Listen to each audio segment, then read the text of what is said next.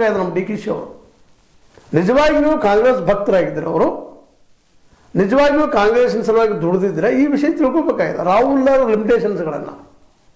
ಯಾಕಂದರೆ ಎದುರಾಳಿ ಏನು ಸಾಮಾನ್ಯ ಇಲ್ಲ, ಮಹಾನ್ ಘಟಾನುಘಟಿಗಳು. ಒಂದು ಕಡೆ ನಮ್ಮ ಮೋದಿಯವರು, ಇನ್ನೊಂದು ನಮ್ಮ RSS ಸಂಘಟನೆ, ಅವರಿಂದ ಇದನ್ನು ವಿರೋಧ ಮಾಡ್ತಾನೆ ಬಂದಿದ್ದಾರೆ. RSS ಸಂಘಟನೆ ಅಥವಾ ಸಂಘ ಪರಿವಾರದವರು ಮತ್ತು ಸಂಘ ಪರಿವಾರದ ಜನ್ಯ ಆದಂಥ ಪ್ರಚಾರಕ ನಮ್ಮ ಮೋದಿಯವರು ಸಹಿತ ಕಾಂಗ್ರೆಸ್ ಮುಕ್ತ ಭಾರತ ಮಾಡ್ಬೇಕಂತ ಹೇಳಿದವರು. ಇಂಥ ಸಂದರ್ಭದಲ್ಲೇ ಈ ನಾಯಕರ ಕೊರತೆ ಇರೋ ಸಂದರ್ಭದಲ್ಲೇ ಡಿ ಕೆ ಶಿ ಅವರು ಸೈನ್ ತೊಗೊಳ್ಬೇಕಾಗಿತ್ತು. ಎರಡನೇ ನಂಬರ್ದು ವಿರುದ್ಧ ಬ್ಲ್ಯಾಕ್ ಮೇಲ್ ಮಾಡುವ ರೀತಿಯಲ್ಲಿ ಅವರು ಅದನ್ನು ಮಾಡಬಾರ್ದಾಗಿತ್ತು. 40-45 ನಮ್ಮಲ್ಲಿ ಇದ್ದಾರಪ್ಪ ಶಾಸಕರು ತೋರಿಸುವಂಥದ್ದು ಇರಲಿ, ಏನು ತಪ್ಪಿಲ್ಲ ತೋರಿಸಿದ್ರಿ.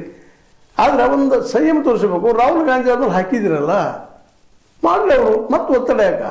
ತಾಳದಕ್ಕೂ ಮಿತಿ ಬೇಕು ಅಂತ ಡಿ ಕೆ ಸುರೇಶ್ ಅವ್ರ ಕಡೆಯಿಂದ ಹೇಳಿಸುವಂಥದ್ದು, ನಿಮ್ಮ ಬೆಂಬಲದಿಂದ ಏನೇನೋ ಮಾತಾಡಿಸುವಂಥದ್ದು, ಫೆಬ್ರವರಿ ಆಯಿತು ಅನ್ನುವಂಥದ್ದು, ಈ ನಡುವೆ ಇವರು ಅಂತ ಹೇಳಿದ್ದು, ಇವೆಲ್ಲ ಕೇಳಿಕೊಂಡು ಈ ನೆಕ್ಸ್ಟ್ ಎರಡನೇ ತರಗತಿಯ ಅಥವಾ ಎರಡನೇ ನಂಬರ್ನ ಈ ನಾಯಕರಲ್ಲೇ ನಾನು ಸೇಮ್ ಆಗಬೇಕು ಅನ್ನುವಂಥ ಸ್ಪರ್ಧೆಯಲ್ಲೇ ಸಿದ್ದರಾಮಯ್ಯರನ್ನು ತರ್ತಾ ಇದ್ದಾರೆ.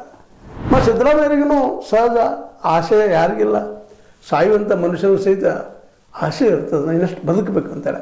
ಹಂಗೆ ಅವ್ರಿಗೆ ಇನ್ನಷ್ಟು ಸೇಮ್ ಆಗಲಿ ಅಂತ ಅವ್ರಿಗೆ ಬರೋದು.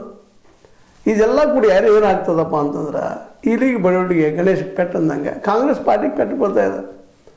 ಇವತ್ತು ಡಿ ಕೆ ಶಿವಕುಮಾರ್ ಮಾಡೋದಿಲ್ಲ ಅಂತಂದರೆ ಅವ್ರು ಬಿಟ್ಟು ಹೋಗ್ತಾರಂತ 45 ಅಂತಾರೆ. ಇಲ್ಲ ರೀ, ಸಿದ್ದರಾಮಯ್ಯಗೆ ಒಂದು ನಮ್ಮ ಪಾರ್ಟಿಯಿಂದ